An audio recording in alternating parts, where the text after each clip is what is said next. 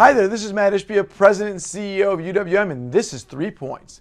First point, FHFA's new conforming loan limit. So the September house pricing index rose more than expected at 0.6% month over month, and it came in at 5.5% year over year.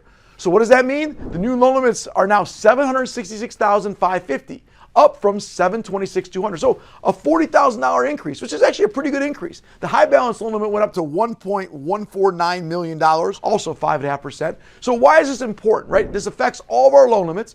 But bigger picture is everyone said, values are going to go down or they're going to be flat, and housing, it's actually not what happened. Housing values went up even while rates went up. So a big opportunity. Loan limits are bigger. Take advantage of it right away. Take advantage of the higher loan limits across the country. And by the way, check your county, because some counties went up, like one county in UW, I think went up 37.3%. Some counties, understand each county is a little different, especially when you're in the high balance, but the conforming loan limit, which applies to about 93, 94% of all counties, is the new 766 number. So understand it, it's out. Of course, the impact on FHA mortgage limits is the same. You bases it off of this number, 65%, so it should go to 498, 400 or so, and that will be available in January. So new loan limits, they're up. Housing values are up. Tell that story loud and clear, because everyone said they're going to go down, and that's not what happened.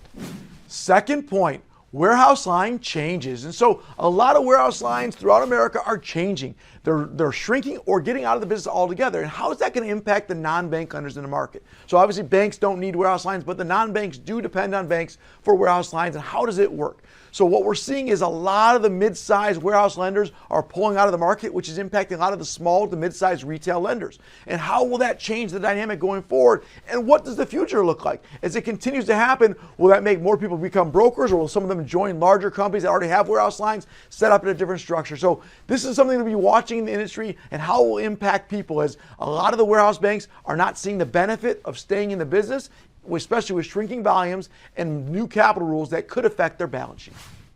Third point, the National Association of Realtors, NAR, and their lawsuit. So just recently, a jury in Missouri found that NAR had artificially raised commissions by enabling real estate brokers to collude.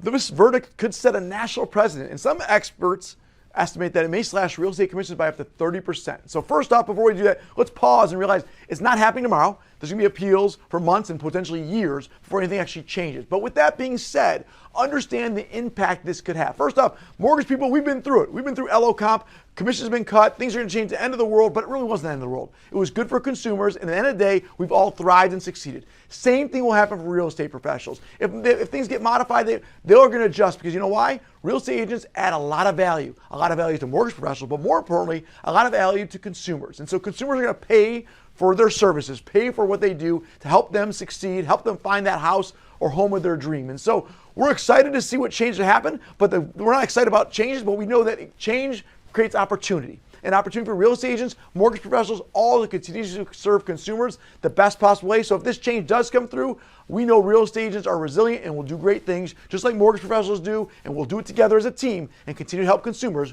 going forward. Thanks for joining me. I'm Ishbia, President and CEO of UWM, and that was 3 points.